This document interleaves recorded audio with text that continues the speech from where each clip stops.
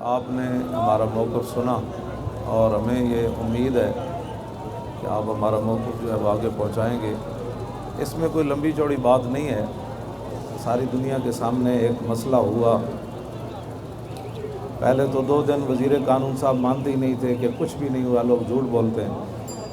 پھر انہوں نے مانا، کہا کہ نہیں کلرکوں سے غلطی ہو گئی، پھر کہا نہیں وہ کمیٹی سے غلطی ہو گئی، پھر کہا نہیں پوری اسمبلی سے غلطی ہو گئی۔ اور آپ جانتے ہیں کہ وہ اتنی بڑی غلطی تھی کہ جس کی وجہ سے ہمارے امیر ظفر اللہ جمالی صاحب نے استعفیٰ بھی دیا، اور اسمبلی کے بارے میں جو انہوں نے تاثرات بیان کیے وہ بھی آپ کے سامنے ہیں۔ اس کے بعد پھر انہوں نے اس کو صحیح نہ کیا، ہم صحیح کروانے کے لیے فیض آباد گئے۔ پھر انہوں نے پہلے الزام لگایا کہ انڈیا سے ان کو پیسہ آ رہا ہے، انڈیا کے کہنے پر یہ لاہور سے یہاں آئے، وزیر داخلہ صاحب نے یہی بیان دیے۔ تو پھر قوم کے سامنے، میڈیا کے سامنے پیش کرتے کہ وہاں ان کو کالے آئی ہیں یا پیسہ آیا ہے، وہ بھی ثابت نہ کر سکے۔ پھر انہوں نے کہا کہ نہیں 150 بندہ ہے، آپ کے سامنے ہے۔ پھر ٹھنڈی ہوائیں بھی ہم نے وہاں برداشت کی۔ اس کے بعد پھر آپ حضرات جانتے ہیں کہ انہوں نے ہمیں ڈیڈ لائنیں دی۔ ہم نے کہا بھئی آپ اپنا کام صحیح کریں تو ہم چلے جائیں گے واپس۔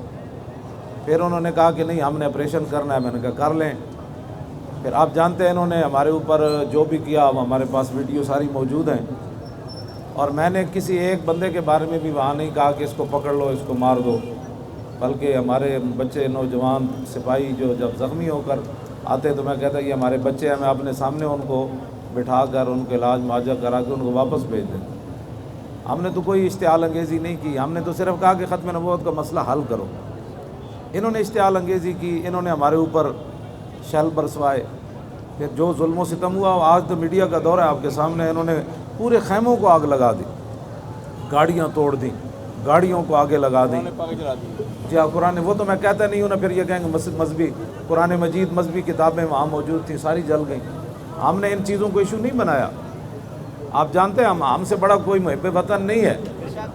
ممتاز قادری کا جنازہ رکھ کے ہم نے آخری بار نیچے سے مجھے آواز آئی کہ جی ڈی چوک جانا ہے یا جنازہ پڑھنا ہے، تو میں نے کہا نہیں آج قوم مشتعل ہے، ڈی چوک نہیں جانا، جنازہ پڑھائیں پھر بات ہو جائے گی۔ پھر ہم نے 40ویں پر بغیر کسی وجہ کے جا رہے تھے، ہمارے اوپر شیلنگ ہوئی، بدترین دنیا کی انہوں نے شیلنگ کی، پھر بھی ہماری طرف سے کوئی رد عمل نہیں آیا۔ ہم صرف ڈی چوک جا بیٹھے تو کہا کہ یہ دہشت گرد ہے۔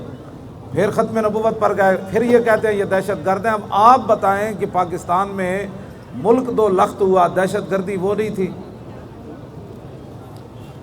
اور پاکستان کے اندر 1600 بچیاں ایک سال بچے خودکشی کرتے ہیں روٹی نہ ملنے کی وجہ سے، یہ دہشت گردی نہیں ہے؟ اور ہماری بچیاں اپنے جسم بیچ کر اب پاکستان میں گزارے کرتی ہیں۔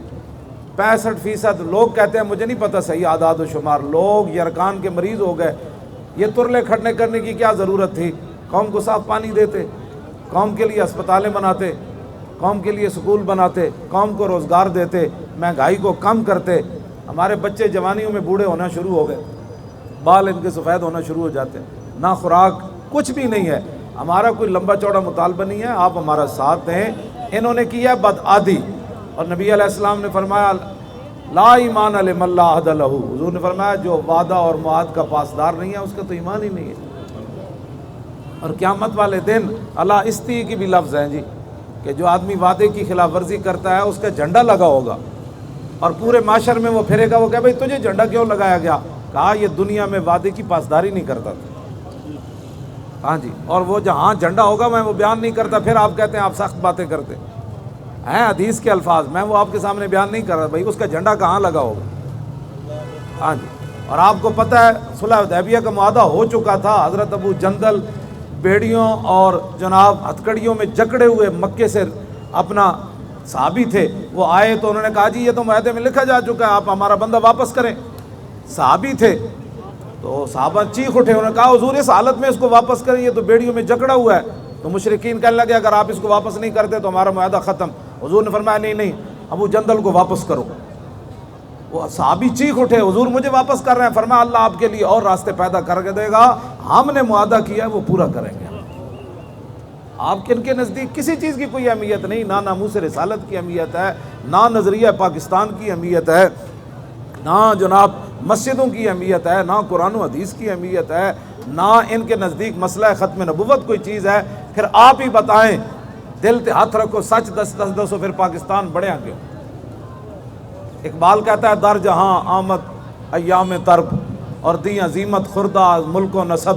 اقبال کہنے لگا پھر جہان میں گانے بانے اور کھیلوں کا دور آ گیا، دین جو ہے وہ نسب اور ملکوں کی وجہ سے شکست کھا گیا۔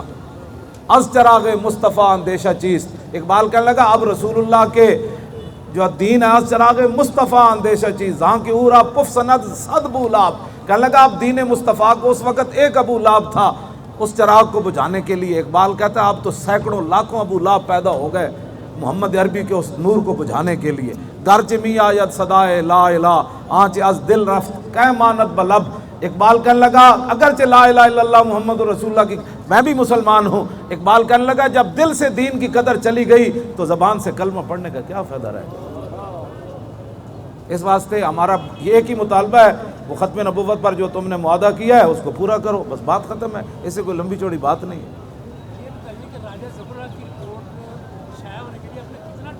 1 مہینے کا دیا تھا، یہ ہمارے جب باتیں بدلے بس یہ آ رہی ہے، اب کیا کرتے؟ آپ کہتے ہوں کہ ہم بے صبرے ہو گئے، ہم تو صبر کرتے رہنا، جی کل آپ کا کام ہو جائے گا، پرسوں ہو جائے گا، بس یہ ایسی ہے۔ ہم تو آخر جب حد ہو گئی تو پھر حد کے بعد تو پھر ہم نے باہر آنا ہی تھا نا۔ ان کو ختم نبوت پر حملے کی سزا ملی ہے۔ حضور کی بے ادبی کے بعد انسان میں شعور ختم ہو جاتا ہے۔ تو قرآن میں موجود ہے، اللہ تعالیٰ نے 7 سال جو ہے وہ مصر میں قحط نافذ کر دیا، جب تک ہر مصر کا بچہ بکا نہیں نا اس وقت تک اللہ نے قحط نہیں ہٹایا۔ فرمایا میرے نبی کی قیمت لگی، اب ہر بندہ بازار میں بکے، وہ اتنا غیور ہے۔ حضور نے فرمایا سب سے بڑا غیرت مند رب ہے۔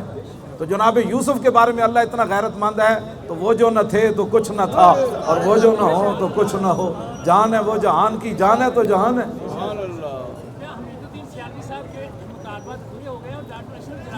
یہ سوال ان سے متعلق ہے، ہمارے جو متعلق ہے وہ بات فرمائیں۔ جو ہمارے متعلق ہے تاریخ لبیک یا رسول اللہ جو فیض آباد بیٹھے رہے ان سے جو متعلق ہے بسم اللہ وہ سوال فرمائیں۔ یہ تو پھر بدھ والے دن تک تھوڑا سا صبر کریں، فاصبر صبرا جمیلا۔